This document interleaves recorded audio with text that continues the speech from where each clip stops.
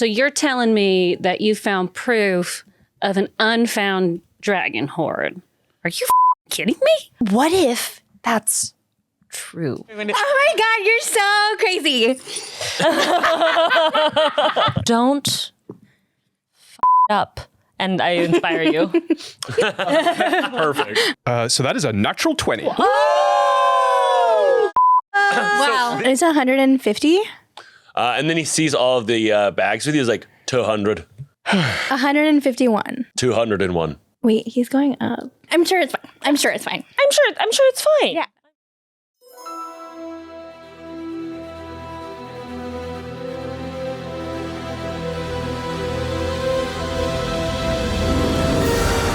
Welcome to Total Party Jam!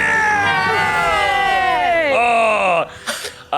My name is Devin. I play the goodies and the baddies, and around this table are 5 amazing, beautiful, wonderful friends. Say more. Some dungeons. Say more. Where? Players, I'm so excited that you're here. I'm so excited for this campaign. Let's go around the table. I would love for you to introduce yourself and then tell us a bit about your character. Let's start with you, Nate. Hi, my name's Nate, and I will be playing the Titan King Atsugiro, who's a former mercenary who has traded his cudgel for a cast iron and is on a new adventure to just kind of live on his own terms.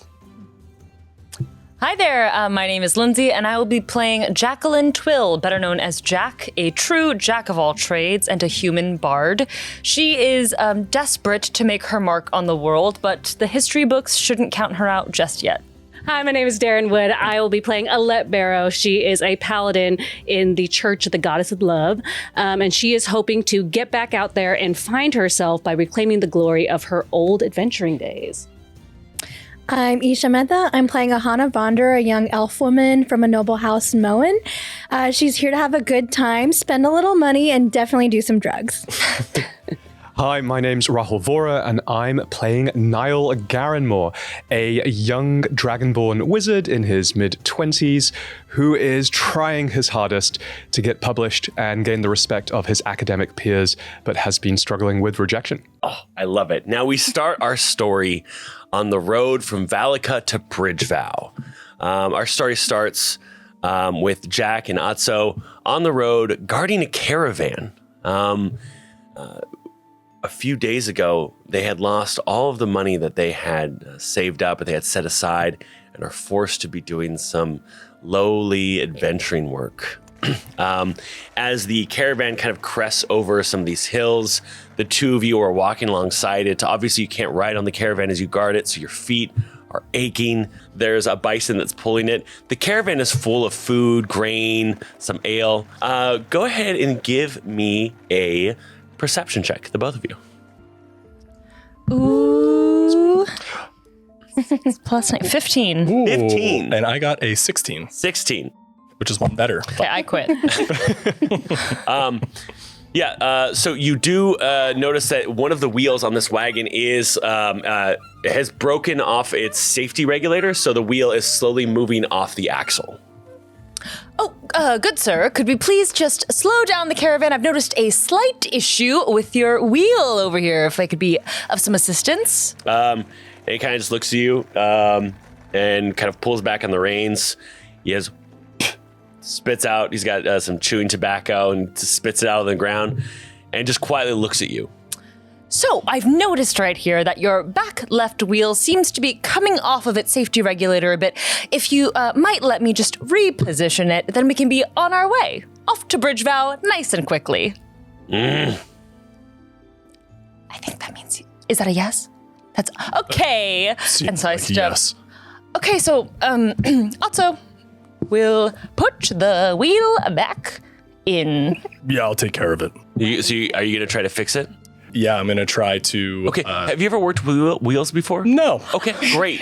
I'm going to try to push it back in where I think it should go. Okay, I think this is, we're going to call this an athletics check. That sounds pretty Go ahead fair. and roll that. Great. Okay.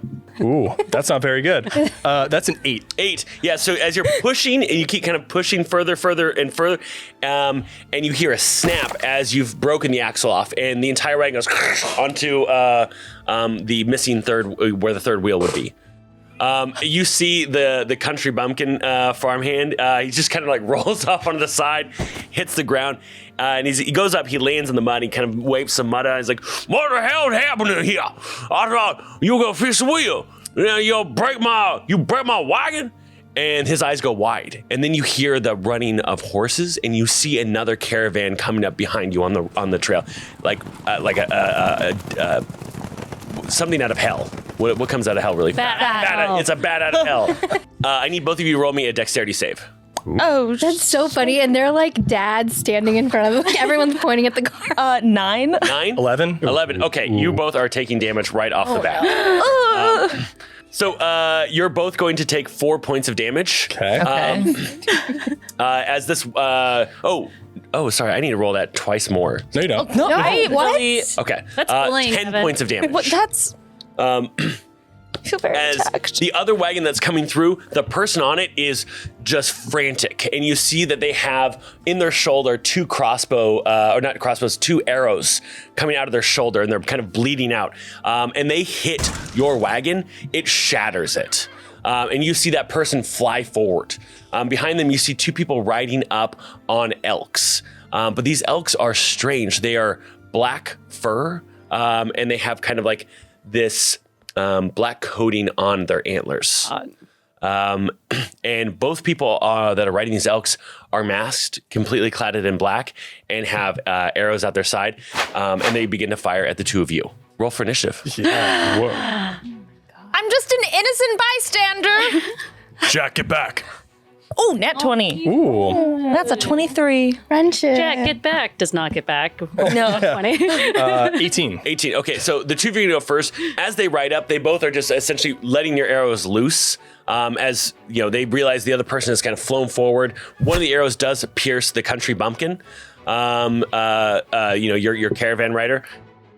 And it goes right into his collarbone. You can actually hear the cracking of the collarbone when the arrow strikes. But now it's the two of you. I go, don't worry, Atso, I've got this. And I put a hand on his shoulder and I cast heroism and then I run away. Yay! Cute. So you are imbued with bravery, which clearly you need. You're immune to being frightened and you have temporary hit points equal to 4, which is my spellcasting modifier, at the beginning of each of your turns. So you're just like a little bit stronger. And then I'm going to actually go scamper off and try to like get the country bumpkin wagon man out of the way. Okay, yeah. As you start grabbing out of the way, you get a good look at his wound for a moment, and you see that there's kind of like this darkness that is spreading from the wound, and you see that it's almost like atrophying his shoulder.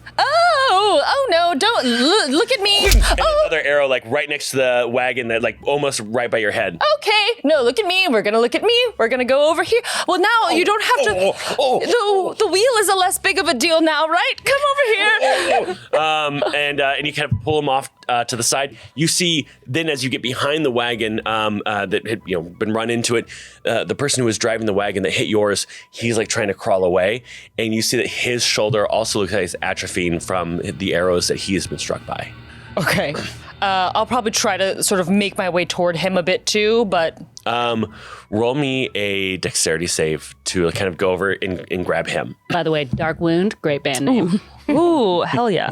Wound. 23. 23. Yeah, you go over and you kind of grab him by the would go tuft that, of his for jacket, and you start pulling him, and you see just like peppering the ground near where he was. You almost were struck by another arrow. Atso, what are you doing? I turn and look at the two jerks firing arrows. And Atso reaches behind his back and pulls out his enormous two-handed great cast iron and dashes forward. The one on the right, I'm going to charge at and swing as hard as I can with a menacing attack. Okay, great. Yeah. Let him cook. Menacing. Let the man cook. Let him cook so he can eat. We are 22. Oh. Okay, 22. That's gonna hit. So how much damage does your menacing attack do? no. So that would do That's like a lot. 24 damage. 24 damage. Now, Sam. in addition, does he have to make a save as a menacing attack? Yeah, so take a wisdom saving throw, DC 14, and on a failure, you're frightened until the end of your next turn. Okay, he succeeds. So he's still up? They succeed. We actually don't know. They're behind a mask. You don't know yet. Great. So after that happens, I wind up, spin the cast iron around my head, and I'm going to bring it crashing down on their head one more time. Okay, perfect. Can you mime it? Yeah. That was. Those. Damn. I'm aroused. I mean, I'm aroused. Damn it. Did it. I said it already. 21 to hit? 21 will hit. Great. So with the second hit, you do hear the crunching of his skull. As you pull back your cast iron club, you see that there's this kind of flat spot indented, and his ears are kind of bleeding out, and his eyes have bulged out just from the pressure that you applied to the top of his head. And he just kind of falls to the ground. The other one sees this, and it's now his turn. From cracking eggs to cracking skulls. Stop talking over here. 16. 16 does not hit you. The commentators no one asked for. So he takes his arrow, and he's right next to you, and so he has disadvantage on this attack with his arrow. Shoots you, gets a 16. The arrow flies right past you, and the thing you notice is there's no sound that arrow makes when it whizzes by you.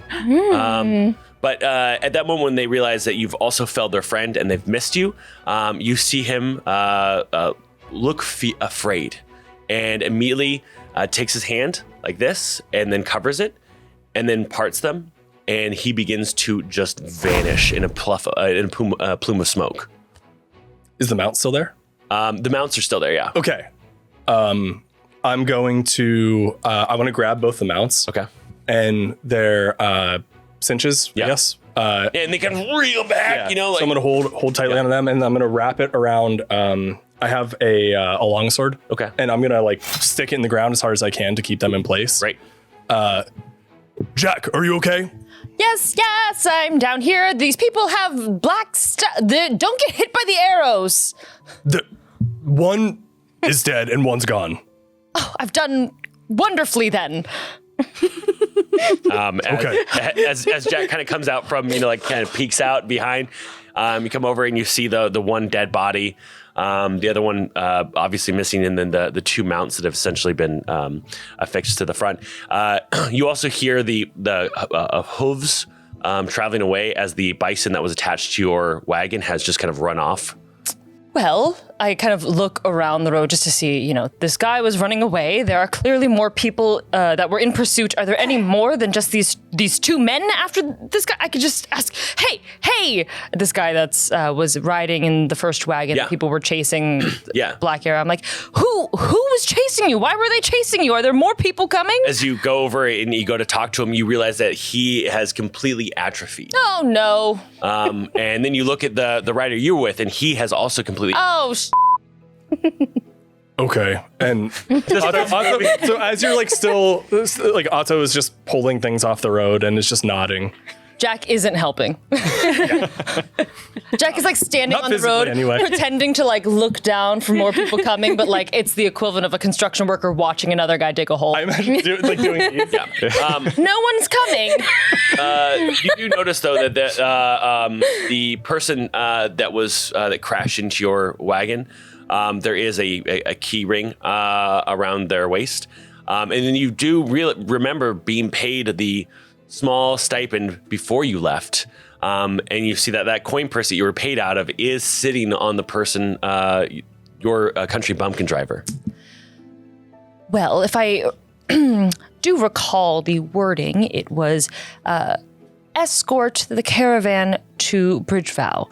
Now, the caravan, I think in a literary sense, could mean the entire entity and its contents and the safe passage of the driver, or it could be more of an idea. And I choose to interpret it as the concept of it having made its voyage to the great, great town of Bridgevow. And so I think that as long as you and I head there, we are achieving I'm going to take the gold. And I grab the gold off, and I do Tannis protect you or whatever your deal was. That's mine. And we like keep moving things over. And as you're doing that, I pull out one of the arrows. As you look at the arrow tips, the arrow tips have actually dissolved. So all that's left is the Shaft, say it. shaft. Yeah, the shaft in fletching. Have you ever seen this before? There was certainly a tip when it went in, right? This isn't some strange... I don't know. I mean, look at him, and there's clearly like that black... Yeah, like he's actually like all his moisture has been sucked out of his body. Oh, so he's just like jerky. Oh. It's Yeah. like a jerky. Oh my god. I do kind of, I imagine it's like a jumbled mess of stuff from the collision. Yeah. And I would even say, like the cheese is all that's like salvageable. Like the barrel of ale has completely been broken. The barrel of grain, like if you're going to pick up every grain itself, maybe, but you know, most of the contents of this caravan have been destroyed in the collision. I'm starting to kind of look through like whatever was else is in the wreckage, things that maybe weren't from our caravan, stuff that's from. Oh, that caravan is tipped over. It's actually pretty sturdy. Yeah. It's a kind of like a steel caravan, and it's not like a person could ride in it. Oh, okay. So it's like it's containing something. So that's why yours was destroyed. Is this thing is like massive. I think I want to go inspect and see if I can see what was in there. Okay, great. You wanna Yeah, you see that there is that lock on the back of it, and grabbing the keys of the driver, you're able to open it up, and inside is just one steel box about this big. And there's a lot of space in here, so this is all that's being couriered. Well, I mean, we can't just leave this here. I'm gonna smash it open. Yeah, okay. And then Otto like drops his cast iron onto it. +5, 23. Okay, excellent. You needed a 20. As I got more. I helped. The hinges split off from the force, and the lid kind of flies to the side, and you find yourself this pile of papers. And Otto like looks at it for a second and just drops it. Are they like bank notes or bills, or they mean It's just paper. And as you kind of look through all of them, they're covered in a language that you're not familiar with. None of it makes a lot of sense. You're not familiar with any of the words used here or the characters. This is perhaps in a dialect that I'm not familiar with, despite my familiarity with many, many things. Also, do you perhaps know what the this is? Also, you can roll like a history check if you want, or an arcana check. Sorry. No. Otto looked at it and he got a crit. A crit! It's like my negative one. I laughed in advance of you rolling an intelligence-based check. You remember... Oh, wait, he also turns it back. He's like, Okay. You remember actually seeing these. And some of these characters look incredibly familiar. There is a man that you worked for up in Bridgevow. And he's an academic of some sort, but he has a store called Talon and Tome. And you would do kind of odd jobs for him, like to go out and get supplies for his wizarding and essentials. Mm-hmm. And you remember seeing the same characters in his store and in some of his notes when you would deliver stuff for him. This looks a little familiar. I think I know someone in Bridgevow who may be able to help us with this. Well, fantastic, because honor binds us to finish our job in Bridgevow. So we will take this there.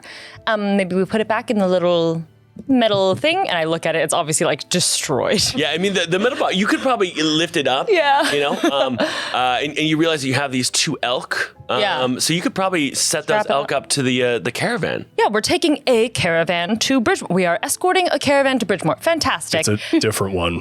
Also, let's think of things with a bit more of a liberal interpretation, shall we? Okay, I'm gonna lash the elks. Will you check the guy whose head I smashed in for anything that he may have? Yes. And Jack goes up and she kind of pulls her rapier out and like not wanting to like touch the body. It's just kind of like moving around clothes and things and looking for stuff. Yeah. So go ahead and give me a perception or an investigation check. 4, but plus 9, so 13. 13. You notice that this person on the ring finger has 2 very pretty silver rings. Ooh. They're identical. I'm perhaps more of a gold girl myself, but it seems like you're not using these, sir. So if I could just, and I pull. Yeah, as you kind of like go to like pull up their hand to remove them, it like pulls up the body a little bit. Oh, I hate it. You hear this like out the back of its head, which is just like, some gore kind of just like slides out the top. God. Okay. We got these 2 really pretty rings. Oh, fantastic. I'm like, she's looking up while she's pulling them off, and she like puts them in her jacket pocket, and kind of like does get herself to look at the body for any other discerning things, because she's noticing as Otzo's latching up the elk, like the black horns and stuff seems irregular. Yeah, that doesn't seem of this world. Yeah. But as you investigate the rest of the body, there's nothing else you learn with a 13. Unless you had bonuses. I don't think I can retroactively inspire myself, to add to this role, perhaps. Like, I'll let you. Kevin, can I go back in time? Because of cool bard abilities that Devin allows us to have, I am allowed to inspire myself out of combat, which is fantastic because I inspire myself all the time. And so Jack goes, "Come on, Jack, look a little closer. You've done harder things than this." Plus 6, so 19. Excellent. God. Yeah. There's a really strong scent of Frisia off of this person. Ooh. Like they've chosen to scent themselves with Frisia. Also, does the smell of Frisia mean anything to you? It means typically there's Frisia nearby. Okay, what if there's not, though? Perfume. Perfume? And then with that, as you're both talking, you hear this, and you see both elk crumbling away like they were made of rock, kind of just drop into the ground. But by the time that piece drops to the ground, it kind of just has vanished into smoke. And these summoned creatures have dissipated. Jack, the elk are dust. What did you do? Did you jerky them? What does that mean? I don't know, with the arrows and the shrivel. It's okay. We get the papers to Bridgevow now. We're not far. We've taken this caravan a good ways. How far would I say we are from You're the rest of the day. You'll get there in the evening. We'll get there by I'm gonna Google. the end of the day at this point, and I just think we take the papers there to your friend, and there's nothing for us in Valaka anymore, so I think we just keep going forward. And you are reminded of why you had to leave Valaka, because somebody lost all of your money. Speaking of Valaka, Yes. I hate that guy. Yes, well, we always kind of knew Lucian was a prick. I didn't know that he was going to run off with all of our stuff, but look on the bright side, Otso, we still have each other. Yeah, let's get going. Yeah. And we see the 2 of you walking on the road to Bridgevow. Now we see ourselves in Bridgevow. Bridgevow is connecting to the northern crescent of the North Roads together. Bridgevow is a pivotal trade city. This city is known for training the unshakable bison that travel through the Seeing Chasm. It's known for being where all the engineers live that continue to do work on the gate, which is the natural bridge that connects the east and west of Moen. So Bridgevow is home to the Seeing Chasm, which has a terrifying effect. If you were asleep and you hear the chasm's sound, which is like a sound bowl, you will start to sleepwalk towards the chasm and just fall off into it. Oh, damn. And so they have an apiary that is a big business here that helps create beeswax that the workers use to plug their ears. The sound of the chasm also will sometimes make people start to fall asleep. So they're more, likely to fall into the chasm. But this gate, this bridge that's a natural bridge, is continually fixed and upkept by the engineers at Bridgevow, and they're always sitting there trying to reinforce things so travel can go back and forth. We're going to Old Town, which is the oldest part of Bridgevow. This is the first where the city started to grow up, and now it is a little decrepit. There's like a instrument repair store, there's a glass maker, some warehouses, some storage, but we also see Talon and Tome. Talon and Tome, it looks like an antique shop, and there's a young boy that walks into it, and he looks like a courier. As he walks in, we see someone turn around at the counter, and who do we see? We see Nile Garenmore, who is a male mid-20s blue dragonborn. He has large, dark black eyes, no discernible pupils. He has small, circular horn-rimmed glasses that sit on the end of his snout. From around his eyes and his eye sockets, 5 large horns protrude and sweep back around the base of his skull. His figure is mostly hidden in dark, tan, brown robes. And so he sees the courier enter the store. As this, this courier is a kid, right? Like, he's like maybe 10, 11. And he looks around and he sees this room. It's about 20 feet by 20 feet. But it feels small because there's just stuff everywhere. It's overflown with books. There's, kind of stacks of biological specimens. There's this kind of fragmented scale that's on the wall.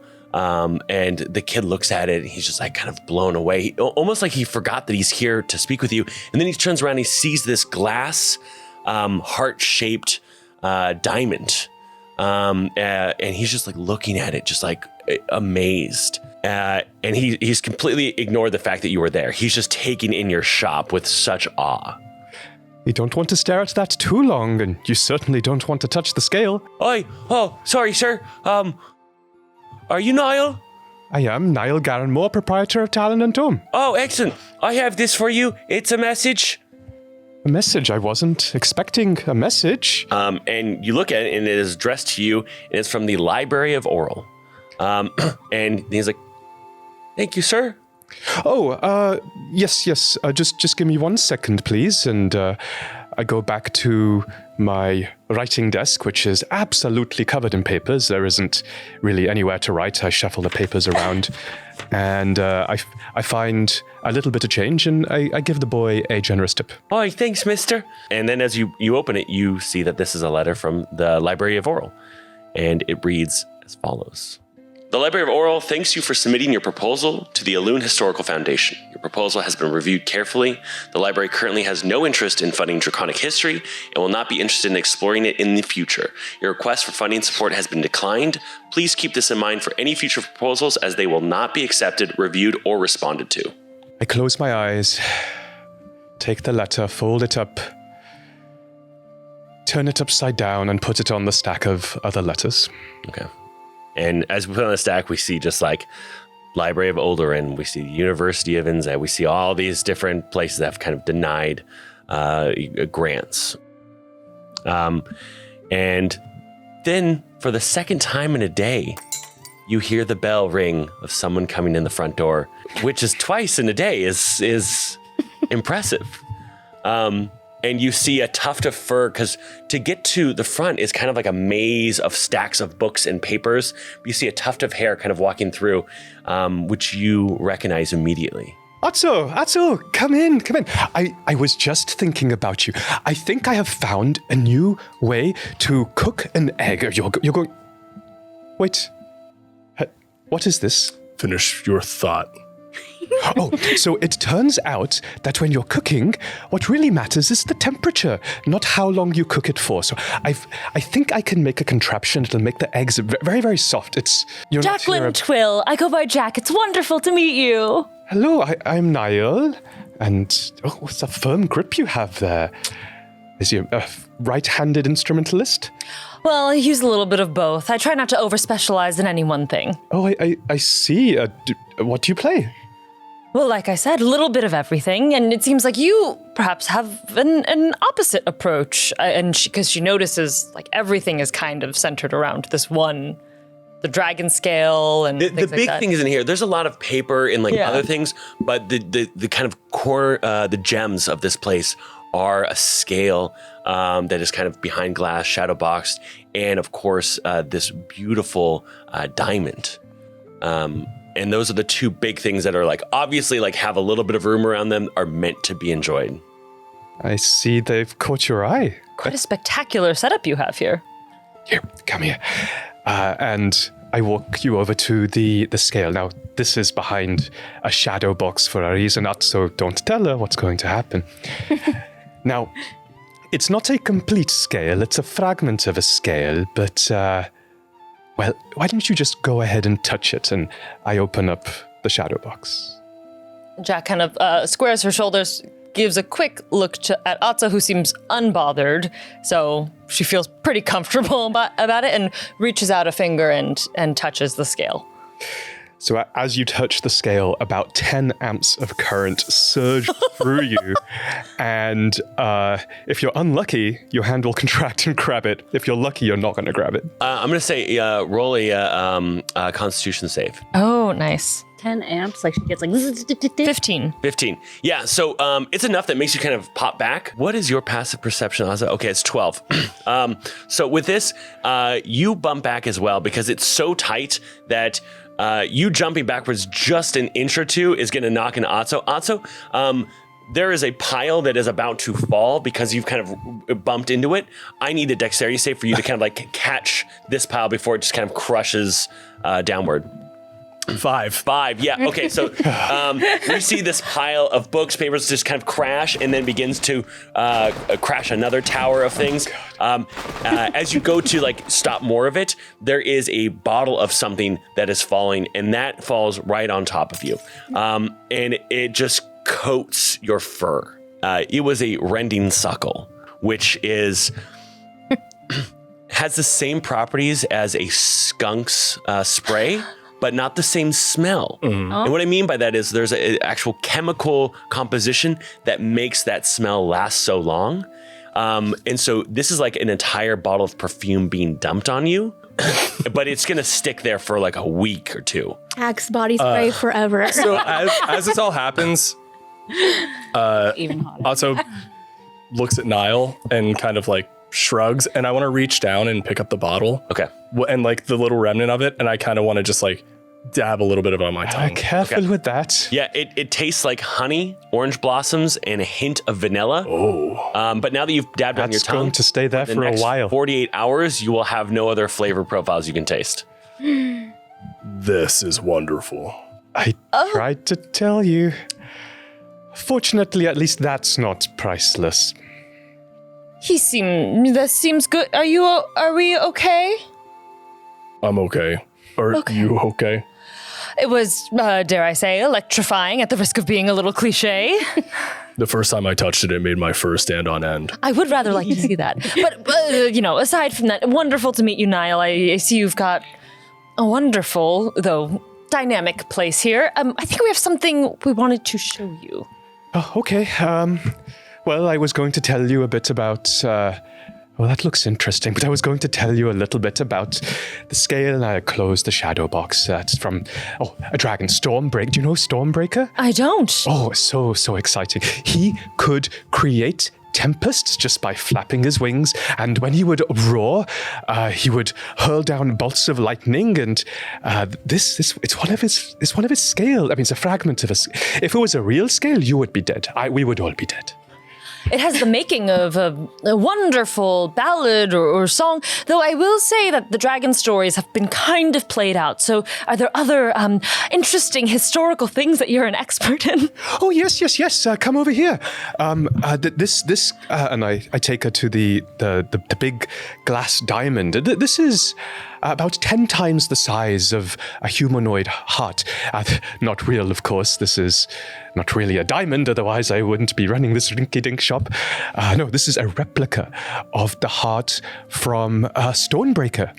And I can see recognition in your eyes. Yes, Stormbreaker used to tunnel underground. Legend has it he could morph terrain around him, and there is a tunnel network that exists underground. You could go from anywhere to. I'm boring you. No, I'm still fascinated, but Stormbreaker, same dragon, correct? Oh, sorry. You have Stormbreaker and Stonebreaker. I may be mixing. Oh, I see. But also a dragon. Also a dragon. Right. Well, I think that that's absolutely fascinating. I might call it an electrifying obsession.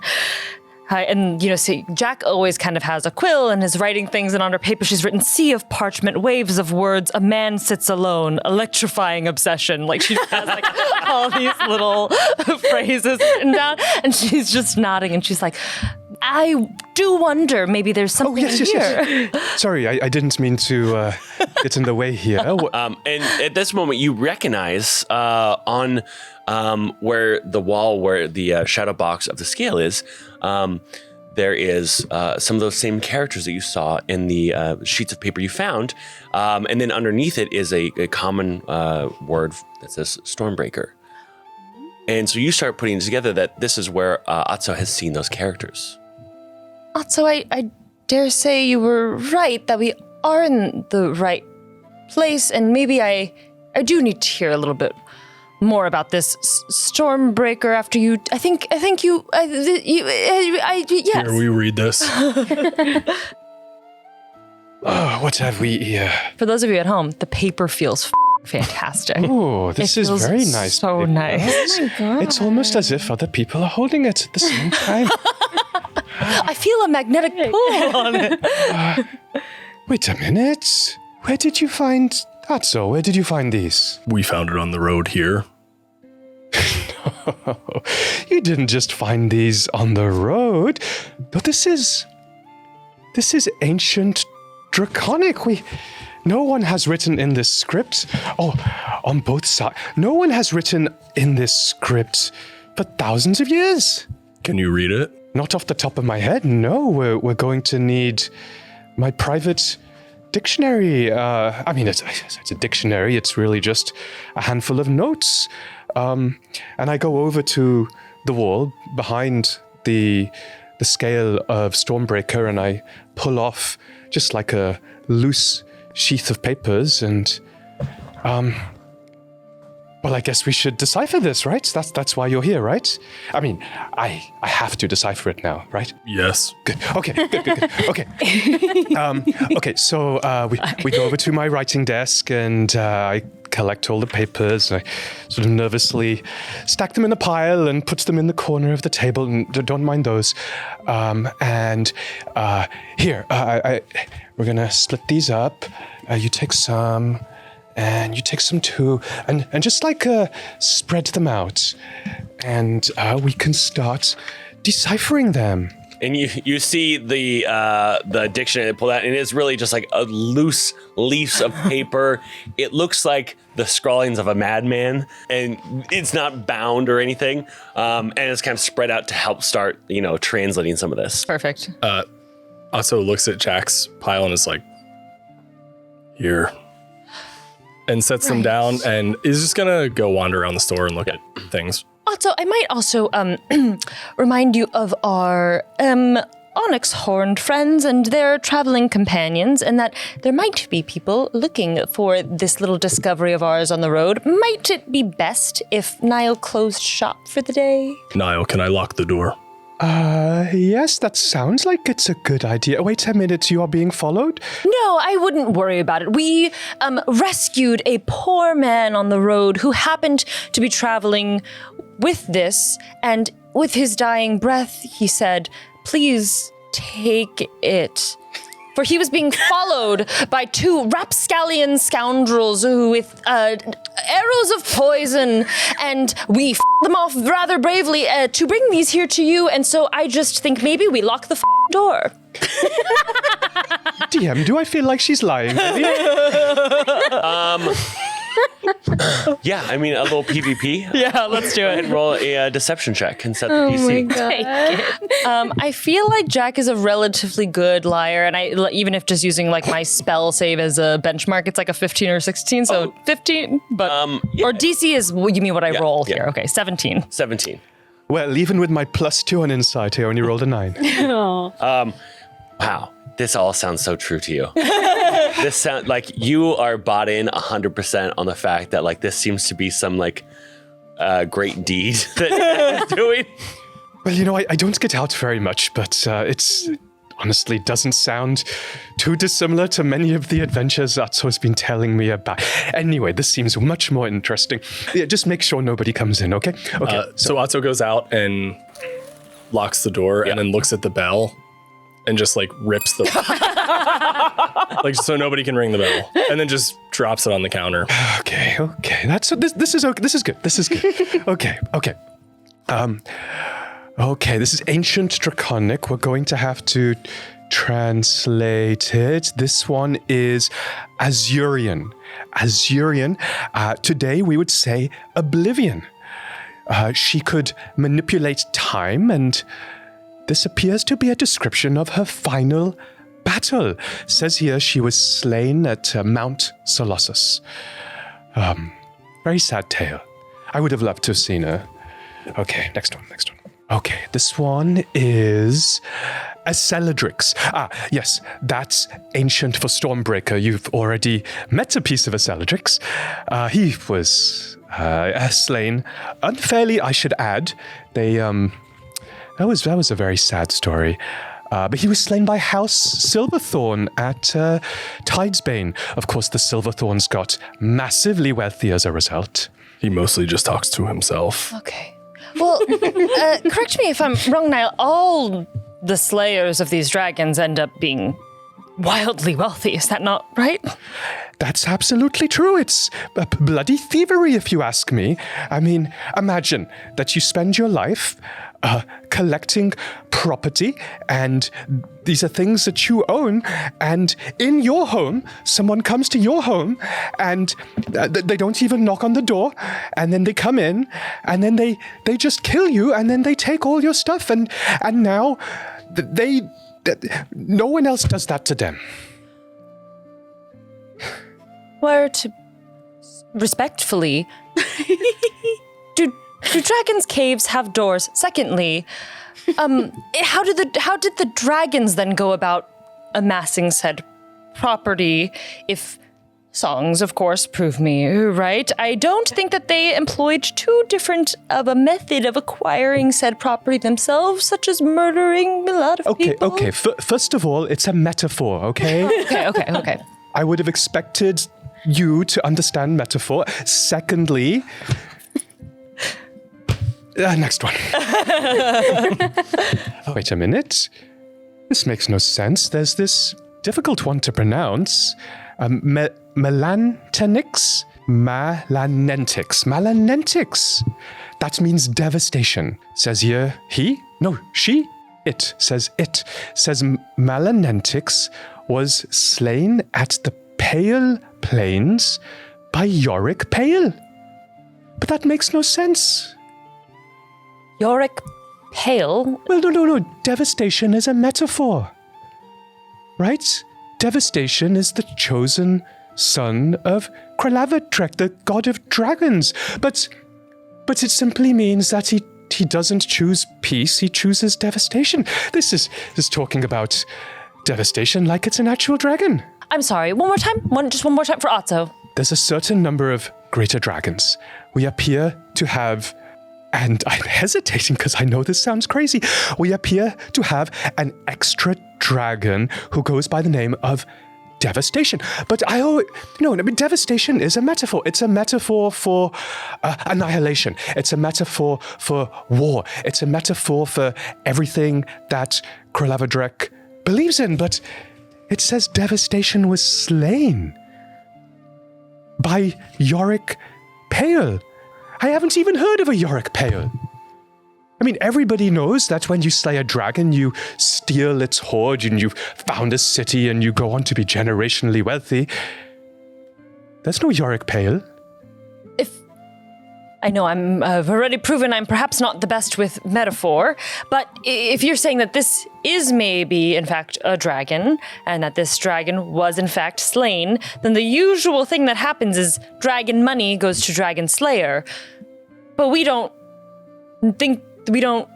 Where do we think that the dragon's money went then? I mean, unfortunately and unaccountably, that is always the case. Wait a minute. Here, look at this. On this one, you have the amount of wealth that was found in the hoard. On this one, you have the amount of... All of them have the amount of wealth. Some gold, rubies, gemstones, and so on. But on devastation, it's... And this is a weird word. It just means uncountable. So either it was never found, or maybe both. There's like an infinite amount of wealth here. So I know that it was the last thing that you said, but you really had me at infinite amount of wealth, which means that you have only recently gotten me Atso. Now think of how much you could cook with an infinite amount of wealth. Where is it? Is there an address? Where do I go? Where do we go? No, I mean, there's no address, but it says he was... He, she, it. Again, very confusing on that side of things. It says they were slain on the Pale Plains by Yorick Pale. No, I have heard of a Yorick Pale. I think either they named the plains after Yorick or Yorick after the plains, but that's all we have. Well, how do we go about verifying that? I mean, I feel like the idea that, listen, somebody slayed this dragon. I'm so sorry for your loss. And obviously got this horde and maybe didn't want to be famous for whatever reason. And maybe they used that wealth for something else. There's no way. We can figure out who this Yorick Pale is, but certainly this can't be happening. Don't think they found the horde. I mean, imagine if you found that horde. You'd create your own city. You'd probably create your own country. I mean, there's no end to what you could do with it. So it wasn't found, is what I'm saying. How do we prove that, and how do we find it? If either one, I would like to know, because regardless, it's either a good story or it's a great story that ends in me being filthy rich. It's one of the two. Roll me a history check. Is it song? No. Oh, dang it. Is it? Is it song? This is like how to book it, a thing at the Is song? Okay, 10 plus 3, 13. Okay. You know from your time that there is a record of similar to this that the Vanguard is supposed to have. The Vanguard, as the only organization that works with all 3 kingdoms of Elune. And as a protected kingdom, they have incredible records in their different vaults that they have all over Elune. And here they just have records of who people are, why they were important. That's the only place you could find more information on, like someone as famous as a Yorick Pale, like someone who slayed a dragon. They would probably have information on that. I've maybe just had a thought. Is everyone up for a little trip to Aaven? I have a friend there in the City of Gardens, and she used to be the record keeper, or at least she did some clerical work in the records room for the Vanguard once upon a time, and she might be able to verify for us at least who this Yorick Pale is, having access to the kinds of personnel files that we as civilians cannot have access to. Up for a little journey? Can your bustling store handle your departure for a brief while? Are you kidding? This could be the greatest scientific discovery of all time. I mean, yes, if this is real, we wouldn't even need stores. I mean, yes, let's go. Now, Atso, can you fix that? No, never mind. Let's go. Gesturing at the bell. And then like Atso turns and looks at the big pile of books that he knocked over and is just kind of shrugs. You smell tasty. You do smell very nice. You smell like orange blossoms and honeysuckle with a hint of vanilla. So my friend Alette, one of my best friends, we haven't spoken in many years. She is a paladin of the goddess Ravina. I think you'll just love her. Everybody loves Alette. We should go post haste. I mean, I'm assuming she's still in Aaven. I'm sure it'll be great. Is this a friend like Lucian? No. Lucian was a lover. Alette and I have Alette and I have never had intimate relations before. Well, all this sounds very interesting, but as we stand around outside looking about, I'm like, where is your caravan? We're not walking, are we? Yes. Okay. I guess tell me about Lucian then. And we set off. All right, wonderful. As the three of you set off, we probably, in fact, actually see the two of you convince Nile to spend some coin on a wagon trip to Aaven. And we see you all traveling away. But a few days later, we find ourselves in Aaven. This city is gorgeous. I want you to imagine tunnels that they have that are just trees that have overgrown with iris dropping from them. If you've ever seen a pub in the UK that has just flowers on every window and sitting on the ledges, every building is just covered in flowers. There is just beautiful trees that kind of arch into towards each other that have like the little bit of rivers that run through it, and all the petals are filling the top of the water. On the outside is this tall wall that is covered with this ivy, and this ivy is poisonous. And essentially, touching it immediately will make your hand expand in size so that you couldn't grip things. And it's just this defensive ivy that sits around the city. The city is also known for being home to one of the largest temples of Ravenna. Ravenna is the goddess of love, the goddess of beauty, the goddess of love. And love comes in three forms, according to Ravenna: familial, friendship, and romantic. And Ravenna oversees all of them.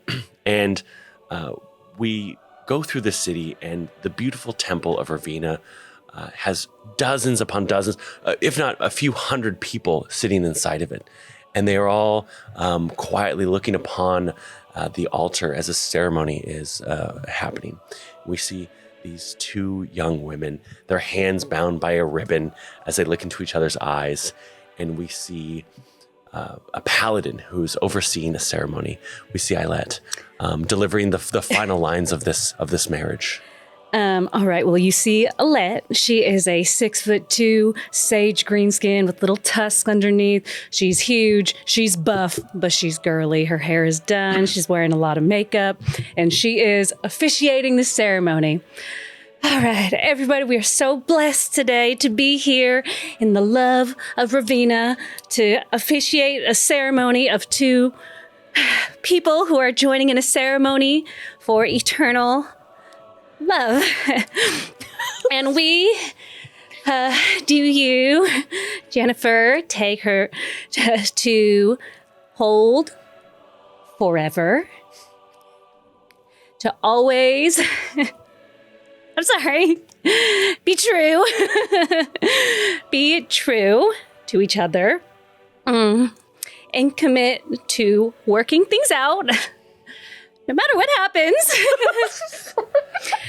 And through thick and thin, and love.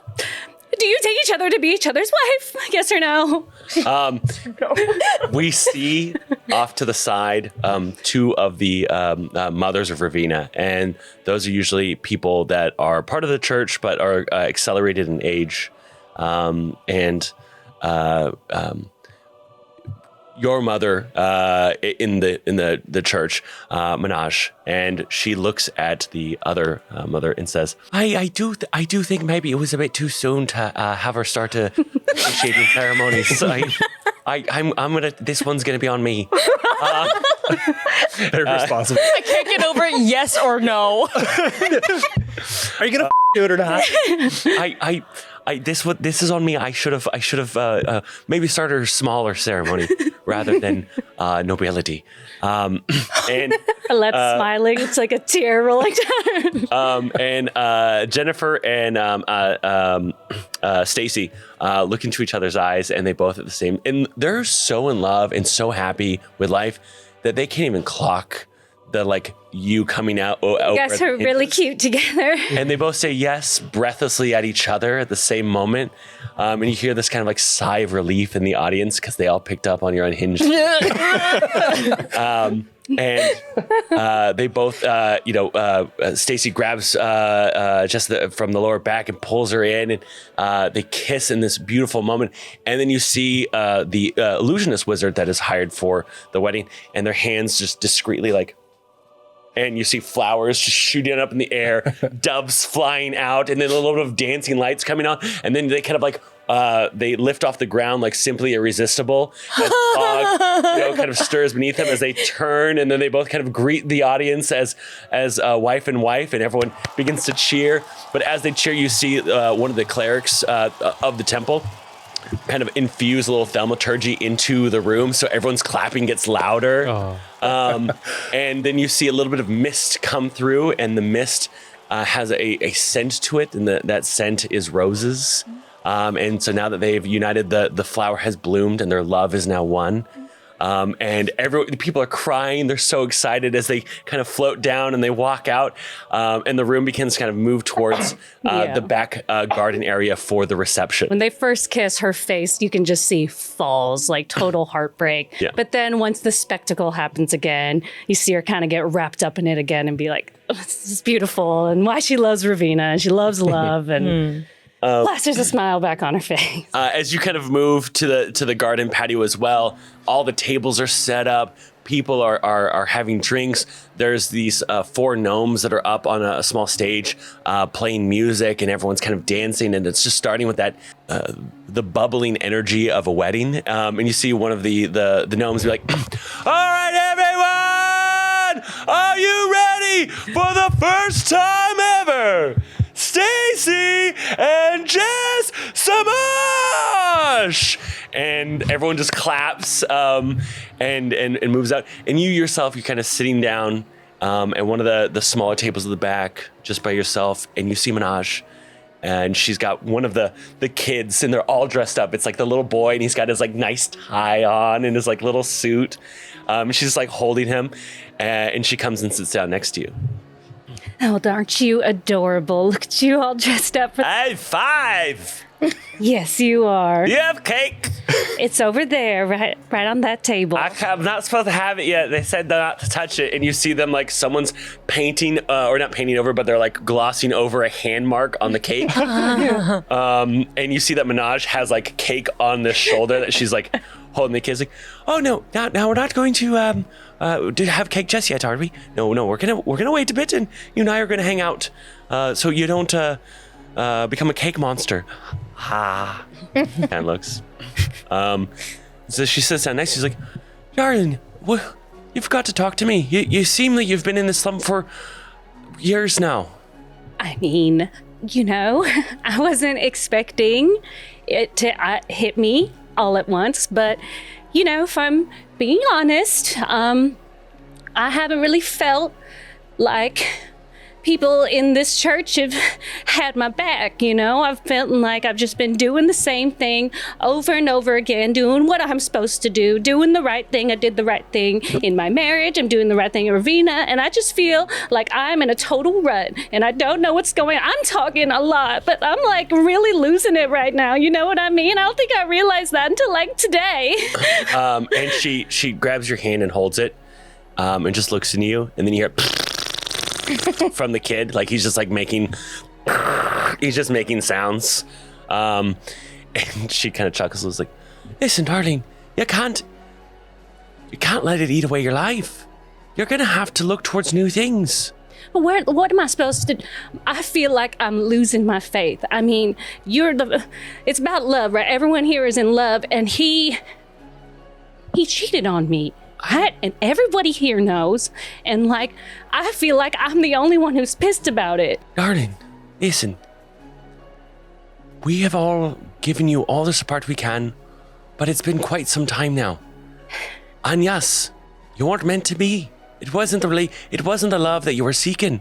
You should be thankful that Ravina let you out of that. So now you can find the love that is meant for you. Well, and remember, there's more than just romantic love. How am I supposed to know what's meant to be? What do we say? Ravina will always come to us, right? And then the kid's like, "What does Ravina look like?"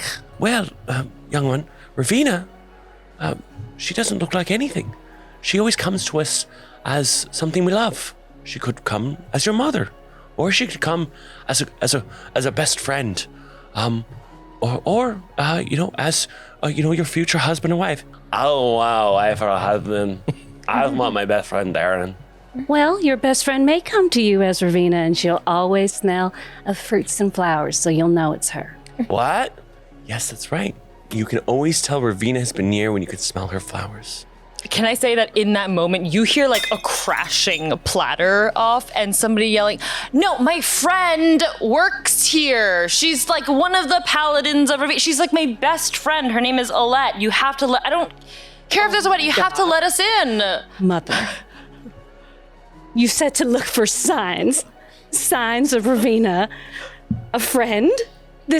Comes in the form of the friend, and there's like the smell of Otso hits me. It's like orange and do you smell that? Mother, do you smell that? And Minaj kind of looks at you and is like, "Now, darling, I want you to take and then Alette! and then all of a sudden you see like something's happening. And Minaj gets pulled away. She's like, "Darling, please, just try to focus on yourself." And the signs that I need to have. Yes. Oh my God. Jack, I haven't Also, seen like- you in so long. I imagine we don't look like a divine sign. Like we have been like schlepping from town to town. This is crazy. You will never guess. I was literally just praying to Ravina for a sign, and she comes in the sign of a friend. And do you smell? This smells of fruits and flowers. Oh, this is Otso, Alette. You smell really good. It does smell really good. And you're like really tall. Oh, honey. Okay, this is Thanks. Nile. Oh, hi. Hi, and you see Nile peek out from behind Otso from where I'm hello. hiding. Oh Nice my to meet you. God. This feels like it was meant to be. Oh my God. It's so good to see you. How's your husband? He's not my husband anymore. So. I always hated that guy. So this Wait, is really? Yes. Okay, yes. seriously, I've been waiting for someone to say that because, really like, sucked. anyways, it's so good to see you. We can catch up all about that later. So we, why don't we go somewhere private where we can chat? And I'm looking Yes, around at this I like, could use noble a drink. wedding. Yeah, there's definitely like a grandmother who's like sitting there and like her hands are in her pocket. She's in like the nicest dress and she's just like glaring at this exchange. Jack is like putting little hors d'oeuvres in her pockets Yeah. and just like eating them. Honestly, let's get the out of here. I need a drink. It's so good to see you.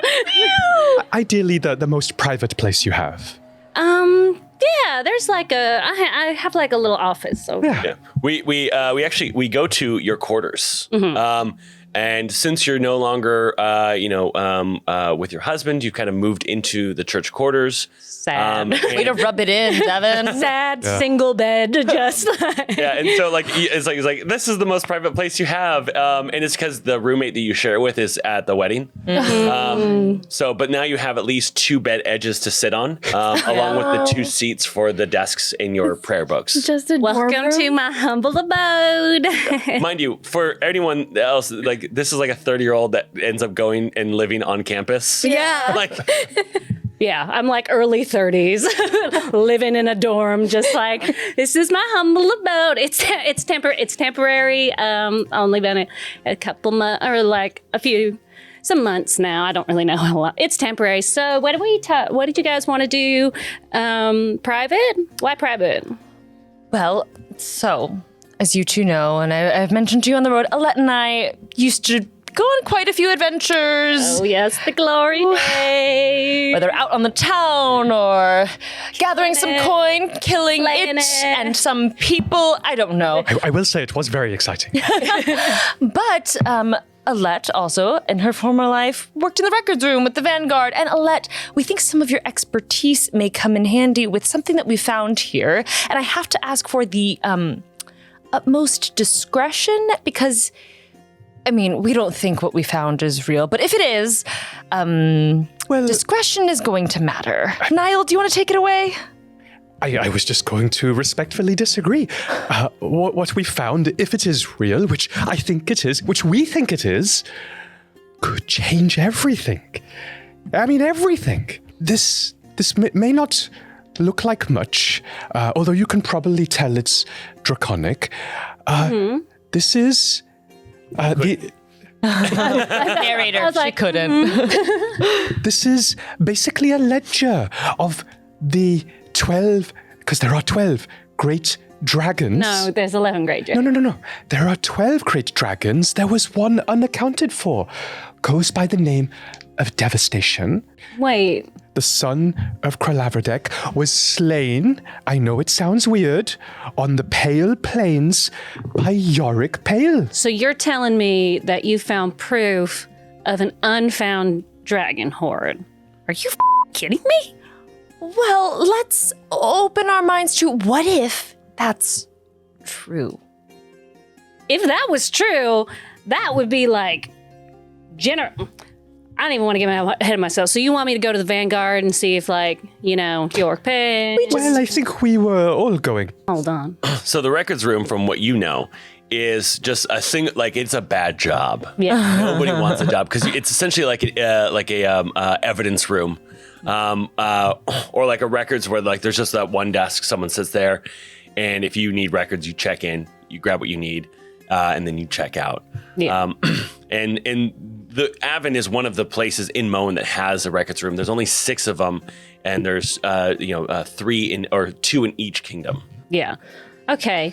Honestly, no, I don't think we all need to go. I used to work there. It's pretty easy to kind of get in there if you've been in there, if you have a history there. But this is so crazy because I've been looking for like a purpose and a new adventure.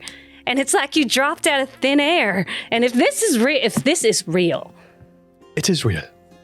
I can feel it. There's one way I to can find feel it. out. And we go to Smash cut to like everyone sitting across the street, like on a bench. We see Alette walking into the records room, which is 24/7, but nobody's going in there at night, which is also suspicious. As you walk in, you do see that Sorgel Height is currently working. You've seen them around town. They're a very unpleasant person. Before I go in, I'm like fixing my hair and kind of like shining myself up. I pull my big old titties out in my armor because I got like a cutout in my chest plate because she cute. And as I kind of like gussy myself up, I like think of Ravina and I kind of like fill myself with this like kind of glowing light, and I'm going to cast Emissary of Peace on myself, which ups my persuasion checks. So as you walk in, roll me a perception check. Perception, you say? A 13. You see The Heart's Embrace, which is a book that Soriel is reading. And as you come around the corner, he puts the book down and ends up putting it in a drawer. Did I just see The Heart's Embrace? Hey, Sorrel, I haven't seen you in so long. It's so good to see you. What chapter are you on? I am not reading this book. This is what book? I don't know what Heart's Embrace is. It's just us. We can talk about it. It's my favorite book. So I love the chapter when they finally get together. Oh my God, after the push. Roll a persuasion. That's a 19 plus like 11. Spoilers. Okay. So you're not. No, they just meant the bookstore. No. Oh, this is what they do. Oh, No. It's not what you think it is. There is a twist that's going to knock your socks off. Please don't tell anyone they read these books. Of course not. They're very good. I feel like, when I think about it, Giorania, I'm like, I could be a Giorania. Yeah, 100%. 100%. Like, nobody respects her because she's head in cloud. But that's okay because like sometimes we need to have head in cloud. Totally. And then we spend the next like 5 minutes like talking about how we relate to those characters until the point where we're talking and we're like, right? Like, I know, it's so crazy. Like, so insane. Like all I want is just like to have warmth when I come home rather than so loneliness. insane. It's not much to ask. I know. Anyways, so night shift. Yeah, I know. But they get a lot of good reading. So. Well, I mean, if you want, like, I was just coming in to like drop us some things for the church, but I could like watch the counter for a little bit while you go like take a break or something. Honestly, that'd be really good. Yeah, of course. I heard upstairs they had little snacks from the wedding that happened. So Okay, grab me one, please. Okay, Okay. All right. Take your time. Don't worry. I'm not in a rush. And he goes upstairs to go grab some snacks. And then I go rummaging right to like where I know Where you would find information of the hordes Yeah. and their discoveries, the families that they're linked to. So, as you go and start looking at these boxes, and you're doing real fast, I need you to roll me a history check. And I'm going to give you advantage on this because you have worked in the records room. Wee advantage.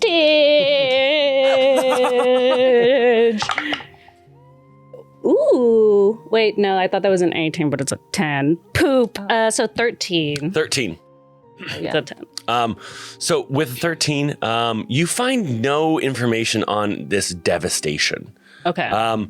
Again, but you're reading through like just what there is about the 11 greater dragons, and the 11 greater dragons led the devastation that came to Alun. And so you're like, oh, that does kind of make sense. Like devastation is used as a common noun here, but maybe a proper noun. And you're starting to connect the dots that this might make sense. And then you start looking, and there is a York Pale who was attributed to killing a dragon. But York Pale, as you kind of continue to read, that's actually what they named the Pale Plains after. You always thought it was called the Pale Plains because all of the tall grass there is stark white. As you kind of continue through, you realize that the records of this person talk about how that hoard was never found, and they spent their entire life searching for it. And as they spent their entire life searching for it, they got incredibly paranoid, apparently, and they like left their wife because they thought that they were going to try to steal the hoard from them. They wouldn't they wouldn't bring anyone in on this. And in their late life, they apparently found out where the hoard was, and they were about to leave to find it. They announced that they had finally uncovered the truth. And that was the day they had a heart attack, the day they stepped out of their house. But because of the work that they did, and they did kill this dragon, but it was unnamed what dragon they killed, Northern Soji in the Pale Plains erected a tomb in their honor. And that they were buried in this tomb. But as you kind of connect that, you realize like, oh, you pull up some more and you realize this tomb is actually considered lost because of earthquakes from about 400 years ago. This tomb sunk underneath the earth. This happened, and this person never ended up claiming that hoard. Oh, so he like went mad, York Pale. Obsessive. Okay. You know? All right. I hope you're enjoying this week's episode, but I have to interrupt it to talk about our sponsor, StartPlaying.games. StartPlaying.games is the largest platform for finding games run by professional game masters. You can find Cyberpunk, you can find D&D, you can find Pathfinder, Daggerheart. All the games are there on StartPlaying.games. You can read verified reviews of dungeon masters and game masters to know that they're the right playstyle for you. You can find other groups if you're solo. You can find a DM for your entire group if you already have a group. It's literally the best way to find a game. You can find a game today and be playing that game tonight. So check out StartPlaying.games and start playing today. Smash cut. We are. You've just gotten back from the records room, and you're now all back in your tiny little dorm room. Okay, so I've told them like basically the gist of all that information. I was like, oh my God, you guys, this is real. York Pale was real. They named the Pale Plains out, and it's not the pale grass that's named why it's named the Pale Plains. He's buried there, and he knew where the hoard was. How do we do it? Okay, first of all, you guys. Well, we have to go there. This right? is real, and we are doing this, right? Like I don't want to say I told you so, but yes, it's real. I have a plan. So all we have to do is speak with him and speak with the dead. I know a bunch of clerics. I know like some clerics, maybe not like here, but like clerics can do that. They can speak with the dead. We just have to speak with him, and he'll tell us where it is. God, where is it? Landa. They can give us scrolls that will cast Speak with Dead. So we just have to go there and get a scroll, and then we can do this, you guys. Where is there a temple of Leanda? Like Abishot? Yes. Or like Abishot. So we just need to get to Abishot. That's what, about 2 days away from here? Yeah. By boat. Well, by boat, we can take a. Do we have enough money for a riverboat? What have you been recklessly spending your money on to no longer have lots of money? I want to know, like, in your unhinged self after this year of divorce, like, where has all your money gone? Definitely like house plants, you know, when you just like need something to take care of. Which is funny. I like the idea that I've set the stage for this tiny dorm room, and now, like, all right, now everyone we populate with plants.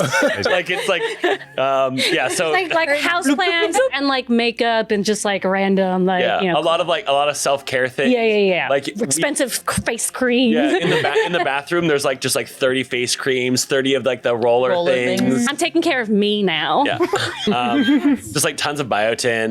Yeah, I'm living my best life.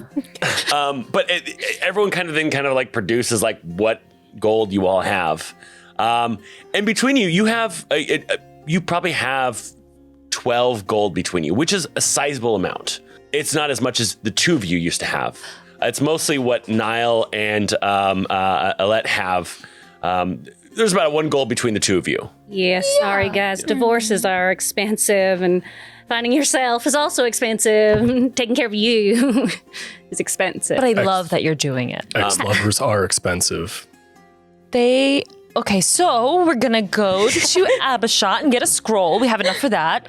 And then we can get a boat from Abishot to Nisoji, and we should have enough for that. Yeah. Calculating the cost-wise, just to get down via riverboat from Aaven is going to cost you maybe half a gold, for the group of you. And then, a ship, that's probably going to cost you maybe 3 gold, 4 gold total. Perfect. Yeah. Oh my god, you guys were doing this! Do we have any other business that we need to take care of here, or shall we go? I'm just gonna tell them that I'm going on leave. Honestly, this place. I didn't say that. No, not this place. Sorry, One of your Ravina. plants just like kind of falls to the ground. I'm sorry, Ravina. I did not mean it like that. I meant like I'm going on a new journey. Cut off a really long prayer. We see the 4 of them on a riverboat the next morning in Aaven, and people always say like it's beautiful to leave Aaven via riverboat because you get to see all the flowers, because the river doesn't have the wall because of cliffs and kind of how it goes down, so it's really defensible there, but it's just incredibly beautiful. And of course, a lot of people will travel from Aaven down the riverboat to Abishot because it is the most cosmopolitan city. And we do see that noble couple. They are going on their honeymoon down to Abishot. And every time Alette is somewhere, you also see them kind of pop up. Just like in the back. Like holding each other's hands like, I love you. No, I love you. I'm going to be with you forever. No, I'm going to be with you. I think I die. See on the other. Yes, I'm gonna let's go do get that. you. I'm gonna miss this place. I'm gonna go over here. If I die, I'm going to haunt you. No, I'm going to haunt you. Yeah, Alette, should we go over there? Should I play some music really loud? I'm fine. And as you all continue to travel down this river, it's a 2-day journey, but it's a chance for all of you kind of to meet each other and learn a little bit more. But the day of the second day, that morning, you wake up because you hear the emergency bell on the ship. Atzo! What? I'd like stumble into their rooms. You guys hear Oh, no, that? you're all in the same room. Okay, You didn't have that much. Yeah, we wake up. What's going on? We gotta get everybody. Put your stuff on. We gotta get up. Let's go. I'll Figure out what's going on. I immediately cast mage armor. And like this lightning shield covers. I like your style. These things go off all the time. It's just, No. it's probably We nothing. should follow the rules of the ship. The ship. We gotta all gather on the deck of the boat whenever there's an emergency. Everybody get up. Everybody get up. Okay, I'm up.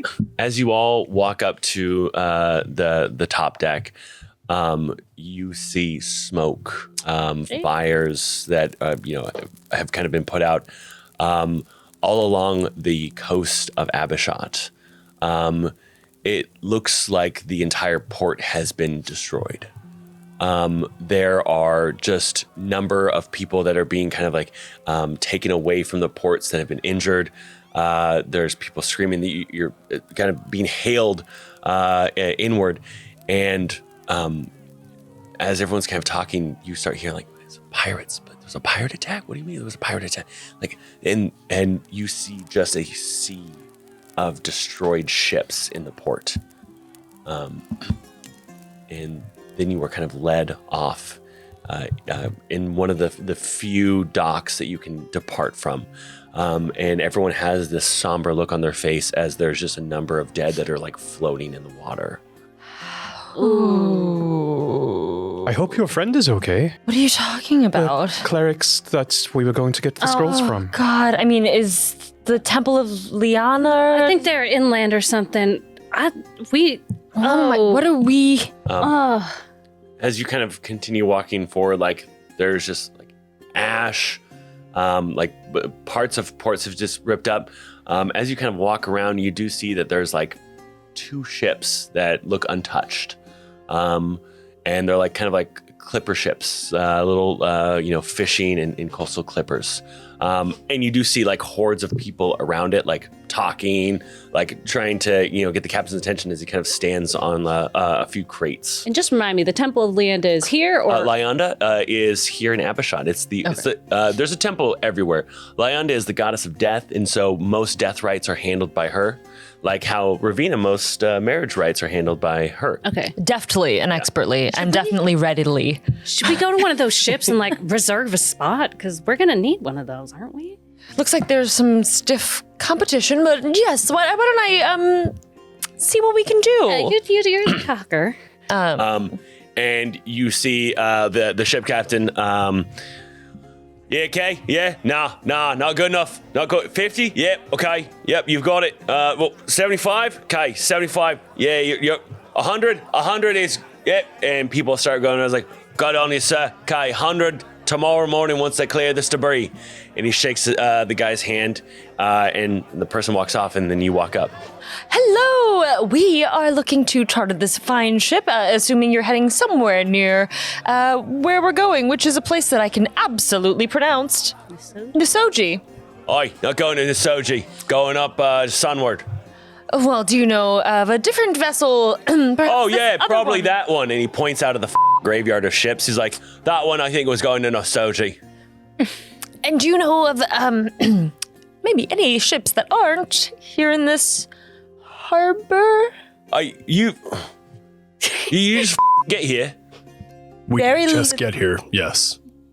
Kind of looks up. Yeah, he has to look up to you even though he's standing on a crate. He's like, oi, it's not just Avashot.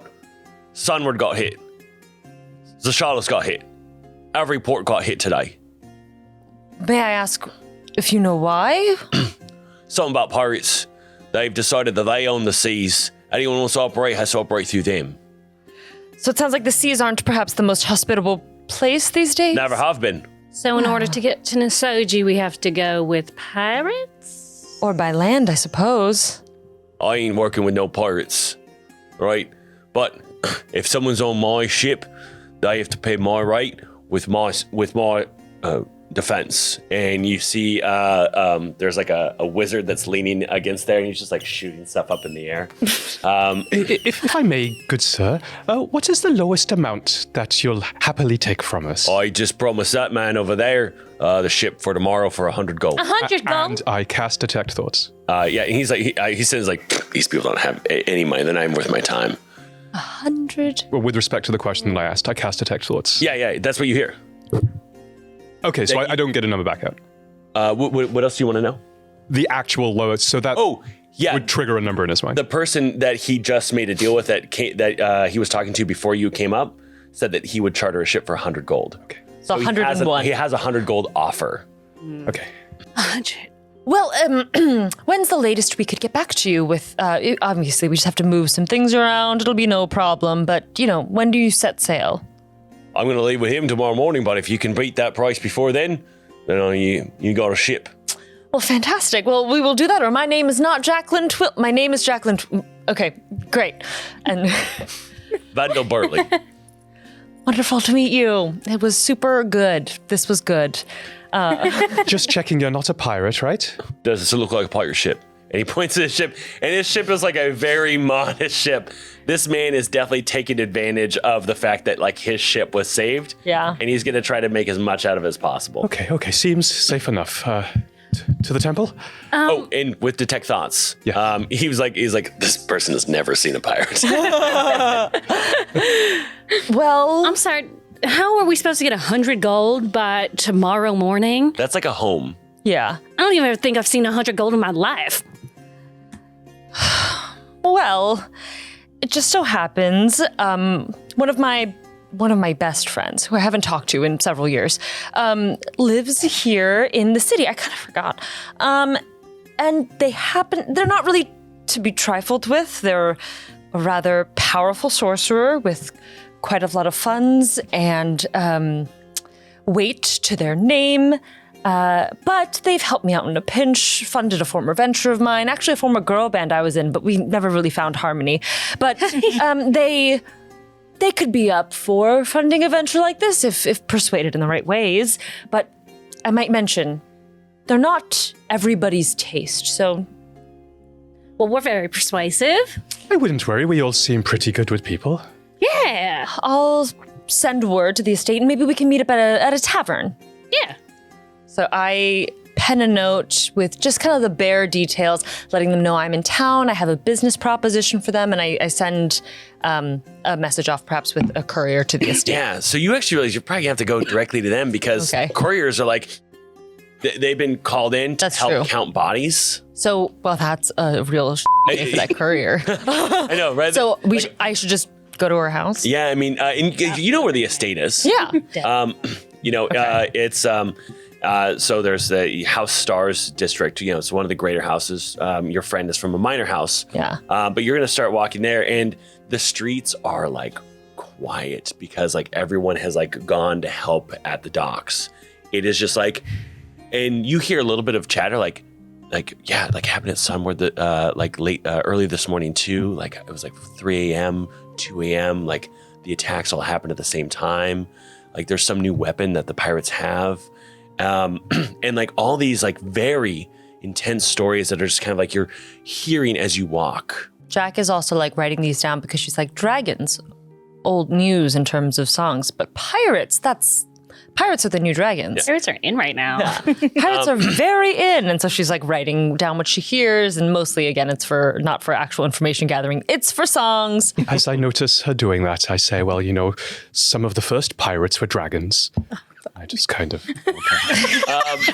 We see ourselves at a villa and there is a band that is playing music they kind of feel uncomfortable. Suck those terrorists!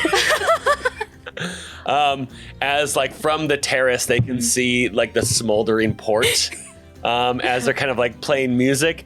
And an attendant comes in and walks up to you and tell us what the attendant sees when they walk up to you. They see a pirate-themed party. It took a lot to put this together overnight, okay? And there's only like a quarter of your vapid friends also showed up for this. Like others, I can't believe that. Seen at this party. And the attendant comes in to you and describe your character. So you see Ahana Vonder. Ahana is a 25-year-old elf woman from this noble house. She is done up in a glamour, so she just like her body is like fully like insane proportions, like uncanny valley, like not real, like looking at all. Like when you see her, you're almost like a little like, I don't get it. Like it's like these things should seem alluring together, but they just seem scary. And so that's like fun. An exaggerated Kardashian. Exactly. Yeah. Yes, like even bigger eyes, and you're like, why? I don't want that. So yeah. And the attendant comes in. Miss, your parents seem to be fine. They were not hit in the attack, but they are stranded in Sunward. Great. Okay. They wanted to send their love to make sure that you are okay. Yeah. I mean, all good. Like, look, yeah. You also have some people that are at the door. They say that they are looking for you. She says that her name is Jacques. Oh my God, Jack? Shall I bring them out? Yeah. Oh my God, Jack. I haven't seen her forever. And Jack and crew have actually already gotten their way up. Whoever was holding them at the door, and they kind of like go through into and you see several very wealthy people that are dressed as pirates. At this party, you see a very uncomfortable band, and you have some people that are dressed as sailors with like fake bandages and bruises, with this kind of feast set out, like a brunch. Yeah. Jack, thank God you're here. This band sucks. They just can't get it together. You know what I mean? Are you here to save the day? Ahana! So My good God. to see you. Thank you. How's the band? How's the girl group going? Oh, didn't really click, but on to bigger and better things. Of course, always. And your yeah. funding was absolutely critical. Of course. Anytime, girl. This is really something. You know what they say: tragedy plus time equals comedy, and you certainly have at least one of the pieces of that equation. Yeah, it's the timing, right? I mean, I pulled this together overnight. Yes, the thing you have is definitely the timing. Yeah, for sure. Well, I hope you don't mind. We didn't come in costume, but want to introduce you to some of my friends. I mean, it's okay. You guys look kind of like on theme, a little disheveled. Like we were trying to play the pirates that like kind of got messed up. So One of your it's rich cool. friends stops. She's like, "Wait, my family makes their money off ship." Oh no! And immediately leaves the party. They just understand. Thus realize You that know his what? entire family's business has gone up in smoke. in I'm one sure day. it's fine. I'm sure it's fine. I'm sure it's fine. I'm sure it's fine. Yeah. I'm sure it's We fine. can make boats, right? People make boats. That's right. Yeah. Well, Ahana, this is Alette. Hi, nice to meet you. I'm my God, look at your boobs. Mine were Oh. so expensive, girl. That's insane. Thank you. You should just like stand, show them off a little bit. Maybe next time. And this is Atso. His boobs are also very nice. Yeah, really furry. Awesome. You smell good. Oh, okay. You're cool. Thank you. You're cool. I like your bag. You do smell really good. Yeah. And speaking of cool, this is Nile. Nile, this is Ahana. Nile, what are you... Ahana, Oh my God. Didn't we fire you? no, you can't fire me because I quit. I quit before you fired. I'm pretty sure we fired you because you were such a bad tutor. Like you kept making me want to do my work and I like didn't want to do it. I'll just stand over here and... You two know each other? Well, how can I put this? Oh, yes, Ahana was a student of mine. I'm glad to hear that you graduated. Well done. You seem really It was glad. a little... Anyway, so little basically, borderline like, second. could not do my work. Like, I literally hired him to do my assignments for me. You know what I mean? Like, that's what you do. And Yes, he just wouldn't do it. He just was like, hey, you got to put in work ethic and, like, think about things and read books. And I was like, you're so boring. Let's just, like, drink a little. The thing I was trying do to it. teach you, apparently it never really sunk in, is... Nile, history aside, maybe we don't antagonize our host who we've come here to chat with about some important things. Yeah, Of course. loosen up a She's little. Oh, starting my it. God. Ahana, you know how I'm always coming to you with like fun, interesting business propositions, right? So fun. So all the time fun. And you know how like you always have such a keen eye for business and a great opportunity. My eyes are very big. Yeah. They're the biggest, I would say. Thank you. Win at having big eyes. Thank you. It is unnerving. It is flattering, that is correct. Mm-hmm. I think something that would be fantastic is if you could fund a new business venture of ours that involves just needing to charter a ship. As you can imagine, there aren't many around after, recent events. Yeah. So we're just- R.I.P. Never forget. R.I.P. For sure. Yes, R.I.P. Never We haven't forget forgotten. the events of just a second ago. Yeah.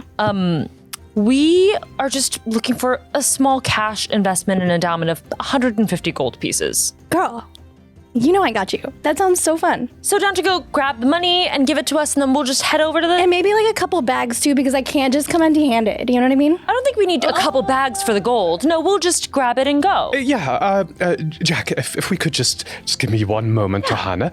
Can we step over here for a second? Atso, Alette, please. Ahana was the most vapid and idiotic student I ever had. Honestly, one time I gave her a spell book I had written, mind. I said, here, learn these spells. I went out, I came back, you know what she had done? She'd pulled out the page and she'd rolled it up and she was smoking it. Dope. She is the That is dope. I don't know that we want to take her. She's a liability. It kind of seems like she's not giving us a choice. It sounds like if we want the money, then Ahana comes with it. I mean, is there anything she can offer? I mean, can she be a she- fighter? Does she do magic? Is She doesn't really have how can I put it? She does, like, we have control over our magic. Hers is just, like, everywhere. Just happens. But when it happens, it's like it's like next level happens. Like when I described this person as a powerful person with money and power to their name, I meant it. But she did one time burn down a wing of the Oral Magic Academy. Oh, so she's like powerful. She's like strong. Uncontrollable. Now, I'm sorry, like, I'm on your side. She's a little crass. Also, paragon of good judgment and logic. What do you think? Maybe she's changed. And then I look over. What are you doing? What are you doing when Oh my god, you're so crazy.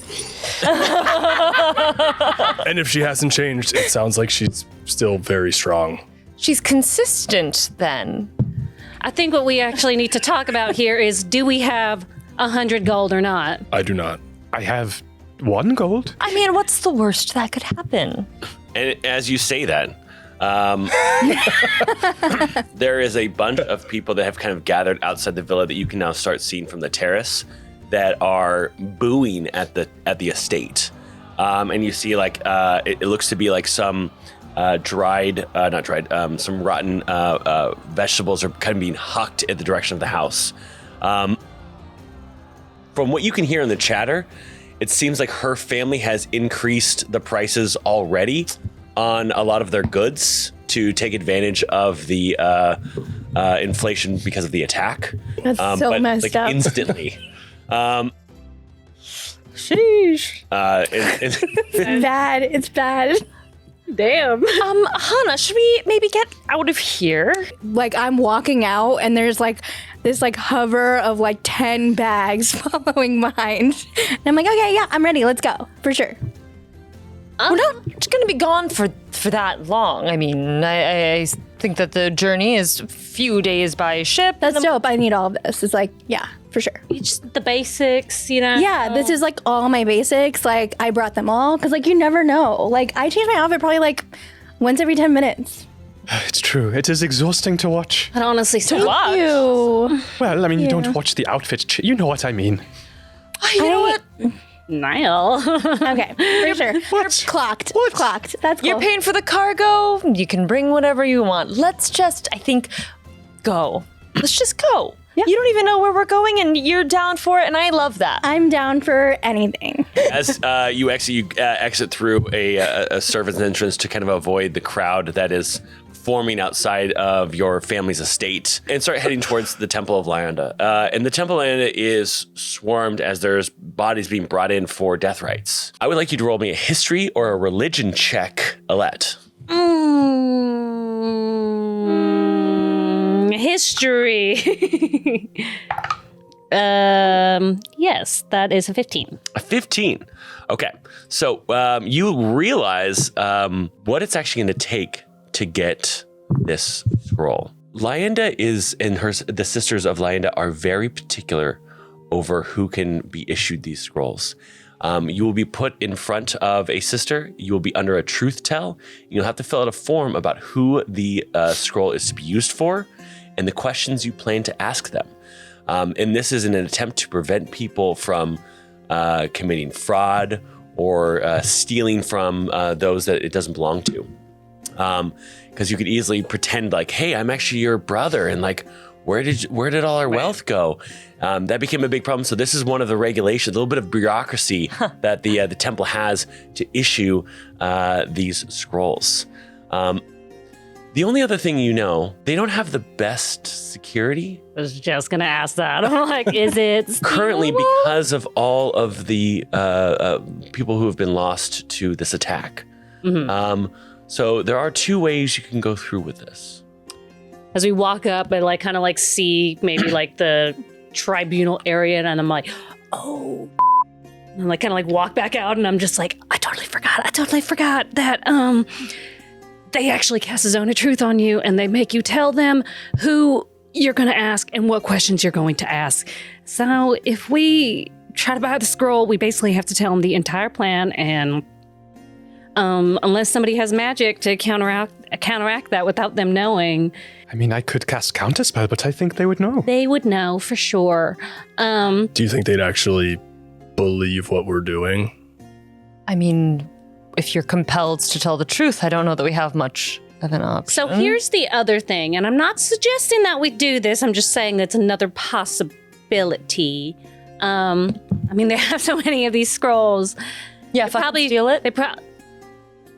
Yes. And I cast invisibility. Nile, I'm still here. Oh my god. Okay. Is this helpful? I don't really get out very much. That's perfect. I feel like that's good. I feel like that's good. Yeah, I feel like that's good. That's perfect. Yeah. You've never been cooler. Yeah. wow. Progress. I don't blushing know in what the to say. That's progress. Yeah, you can't see it, but Nile, who's a beautiful shade of blue, now has sort of a little rosy, Little purple. little purple coming through. So we should create maybe a distraction. Not saying that I condone this, but if our friend is going to go, then I will. Yep. Let's create a distraction right now. Here's the thing. You don't have to create it. It's like already very distracting in there with the catastrophe. It's chaotic. Yeah, it's chaotic. It is. I mean, it's terrible. So if you want to go in and try to find this scroll, go for it. You can. Can I roll another check to see if I'd know I work in a temple. What room it would be in? Yeah. Yeah.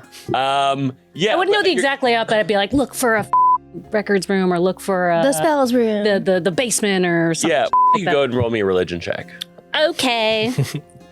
That's +0, 13. 13. So yeah, I'll let you look for a place that has scrolls. That's great advice. Keep your eyes out for a pile of scrolls. Okay, thank you, Alette. Fortunately, I do know what scrolls look like. Good. Any last words of advice? Don't get caught. Yeah. Okay. Don't up. And I inspire you. Perfect. I love It's that. that's D8. so D8. that'll We five. believe in you. Yay. Okay. Kyle, you're gonna be great. You're so boring. Just go. I didn't know that you could sweat through scales, but Nile, I can see a puddle forming around you. And I am assuming it's sweat and not something else. You just see sort of droplets of sweat walk away. Shake it off now before you get in there. Okay. All right, go. Are we all in the splash zone? Go ahead and you don't have to roll stealth because you're invisible. Okay. At least yet. But this could be an Just yet. investigation check. Okay, I'm good at those. And with inspiration, I can decide to use it after the fact, right? Fact. Excellent. Okay. So that is a natural 20. Wow. This Wow. exciting. Is that good? This is exactly what happens. Wow. You walk in and you're and you see just tons of labyrinth hallways going everywhere. There's so many people moving, and you're this is gonna take me longer than my magic can last. And someone's I'm gonna go see if I have some more healing scrolls. I'll be right back, and I'll bring them out to you. And that person walks away. Is I'm gonna go to the scroll dispensary, and they start walking. Incredible. Right as you walk in, and we just see an invisible nose go. Droplets of sweat. As they go in, you're behind them, and they're okay, okay, please, okay. This is I'll speak with Dad. No, I don't need that. This is, and they're just looking through the scrolls, and you see right there. And now you have to roll a stealth check if you'd like to grab it. You're gonna have to hold it for 6 seconds before it goes invisible along with you. Okay. Ooh, Sleight of hand. or. No, it stays invisible because it did not turn invisible when you turned invisible. So you're gonna have to stealth out with the Floating. scroll to not look like it's floating. Oh my god. Make it like the rolling meatball. Yeah. Okay. Sentient Okay. meatball. Here we Sentient go. scroll. Got this. Oh, that is 18 plus 1, 19. Okay. Is that it? Do you want to use your inspiration? I think just Should I? go for it. Go for it. Go for it. Okay. Yes. Okay. Okay. What did I say? 19, 21. Okay, you needed a 20. God. So Nile, you follow right behind this person, and you have the scroll right behind their back. And at one point, they stop, and you stop, and you almost run into them. Oh my God. And then they turn around, and you kind of do the same thing where you shift around them, and then they turn around the other direction, and they continue to walk as you try not to let your talons click my on the concrete, and you make it out. As that person walks out and goes to help and heal some folks, the four of you just see a scroll floating in the air. Guys. I try to casually walk up and just grab it and put it like in my coat so it's not floating out of nowhere. Like looking behind him, like, oh my God, Nile, your first adventuring quest. You And fucking good. I drop in invisibility. Oh my God, you I'm are just, like, so sweaty. Oh, wow. You are We did it. sweaty. I got it. Oh my God. You did great. You did so good. Thank you. You're an adventurer now. so Holy That is an adventure. We did an adventure. We've done the beginning small portion of an adventure. That is correct. Oh, don't Oh, it's an adventure. Okay, to the boat. Let's go. Yeah, the boat. I forgot how good this feels. Yes. 4 hours later, you're already back, and the ship captain is there, and he's turning people away. He's like, "It's got to at least be 100 gold." And some, they walk off. He's like, "Oh, well, you're back. Oh, you brought another friend. It's gonna be a little more expensive then. So at least 150 then." Well, I told you I'd do you one better, and then I kind of gesture at Ahana. It's 150. And then he sees all of the bags with you. He's like, 200, 151. 201. Wait, he's going up. Despite the fact that the offer on the table that he actually has continues to be 100 flat. Otso walks up, actually looks over, and then puts out his hand for the bag, for the coin sack to you. Yeah. And then You give him the whole. No, I give him like 150. Or the hundreds. 100. You count out some from your coin purse and give it to him. I turn around, count on some of my. So imagine this, right? You're having a moment where you're debating. He's like, I have to imagine you have some of it like I'm sure. The thing is, they asked for like 100, right? I think I originally So I asked think you for I already had like 100 ready to go. Like I wouldn't have had like the whole. You know what I mean? That would probably be packed up in my 10 bags. okay. So you do have your entirety of your wealth with you. I have a lot of it with me, not all of it. Okay. And while he turns around to be like, I got this, and grab the bag from him. Can I put his hand on my shoulder? I'm like, can you put this bully in his place and cast thaumaturgy on Otso? Okay. And as I walk up, I count out 100, and then I reach in my pocket and grab R1, and I drop it in my big, meaty pot. Yeah. And I hand it to him, and I go, 101 is the offer. That is one more gold than your previous offer, and you will take us where we want to go. And just stare him in the eye. Roll an intimidation check. With I'm advantage. also going to use commanding presence. Get him, Matzo, and I inspire you. Okay. So pretty much the only thing, it seems like the only thing I could probably roll here to match this is a crit. If you do, I'm going to be cranky with That you, though. one's cocked. Ooh, I did not do very well. No. But you got all this other stuff. That's fine. That's true. What does thaumaturgy do? Advantage on intimidation. Yeah. Oh, that's why he Just rolled makes too. your Okay. voice boom. Okay, cool. I have 19. 19? All right. So you were right. You really do have a crit. So his insight is 3. So it's going to be +3 to this. 17. Okay. What? oh, wait. No, you got I got 19. We won. 19. We won. Yeah, you won. Oh, Oh! And then Oh, yes. I thought you had 17 plus 3. oh, no. Oh my god. And then I open up my hand with the gold in it. Yeah. And I go, and we're leaving now. And he looks like, God. hey, listen, there's no way you get out of that graveyard, okay? You're going to have to at least wait till tomorrow when they can clear it out. So, I'll take your deal. Fair is fair. All right. I close my hand. I look back at Jack. fair is fair. All right then, okay. So, tomorrow, leave at dawn. What time is that? Look at me. Dawn. Sun up. It's early. Okay. It's when you would normally be doing your drugs, remember? Oh, okay, got it. So like it's like nighttime. We're gonna leave at night. Right. Okay. Yes, we're going to leave really late tonight. Okay, perfect. So then party at my place? Oh, we do need somewhere to rest, so I suppose. Okay. And you all go back on his house, and the Vonder house has just a number of people that have like essentially defaced the front of it. As you get, that's like you know like what kind of things have they written on the front of the house? You are so selfish. Feed us. Why? Like, my family will starve now. You all are heartless. Who throws a pirate party when pirates just killed so many people in this They had a lot of paint. Your house is really big. This is a lot. This is There's sentences. Yeah, This there's also is- this part that's like, it wasn't celebrating the pirates. Yeah. It was, people don't get high art. Yeah. I mean, come on. Bonder slander. And We've got a cleaning crew that's just for Vonderslander. and you were all get set up at the house. I mean, there's rooms for all of you. Yeah, just like go wherever. It's empty. One of the attendants like begrudgingly shows you where to go. Like the people that work here do not seem pleased to be working here. That makes sense. And you all get set up in your own separate rooms.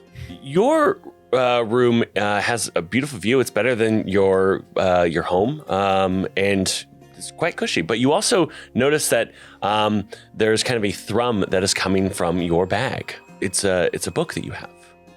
What is the book called? Oh, that's unusual.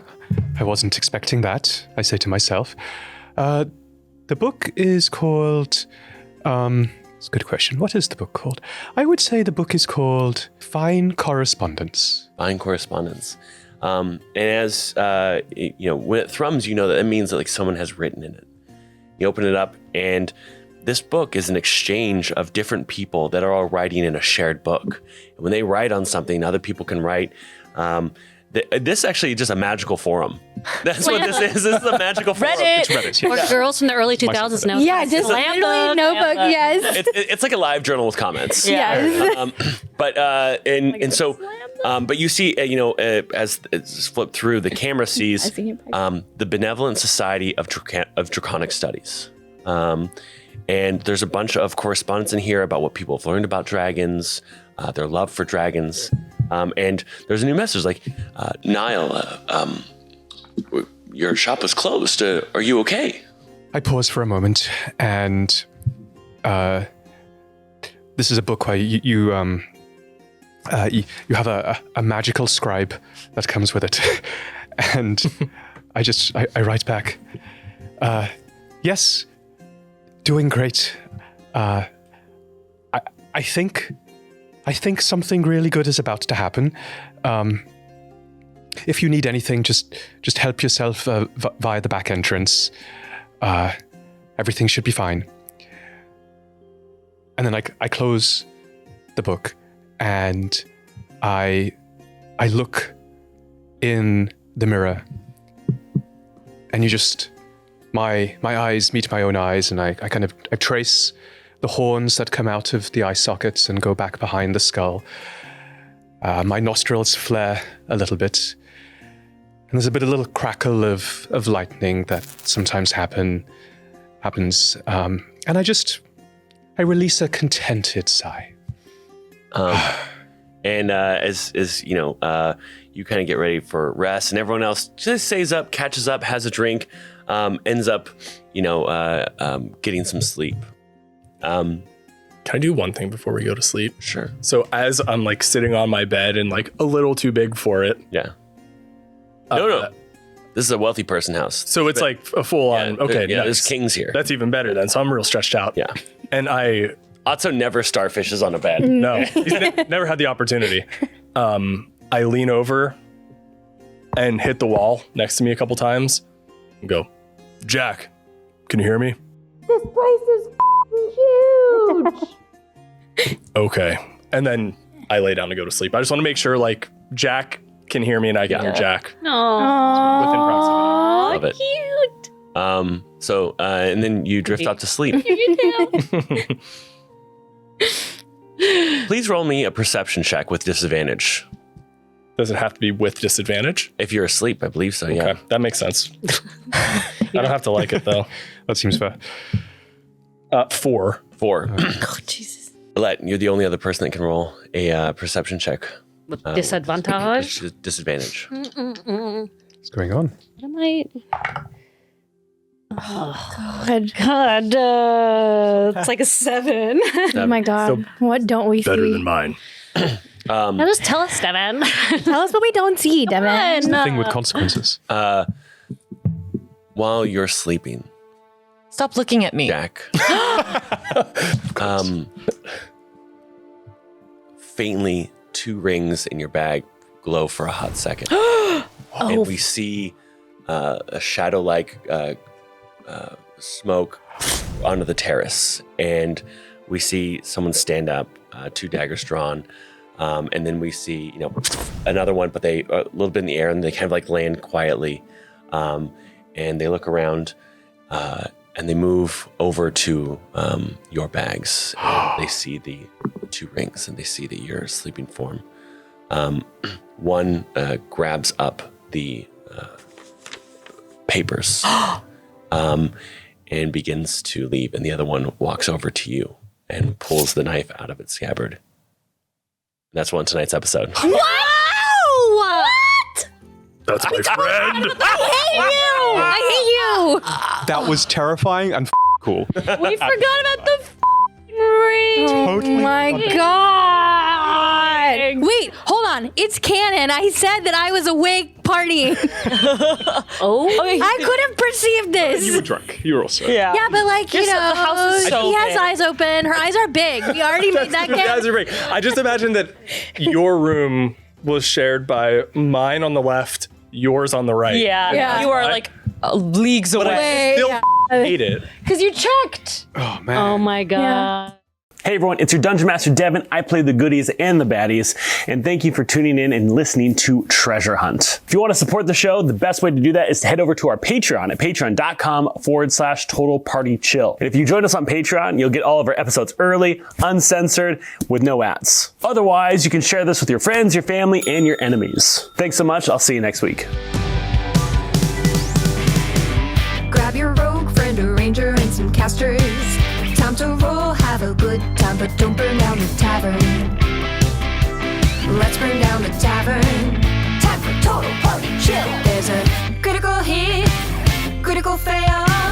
Hold your head, see that dragon, we can slay it. We'll level up.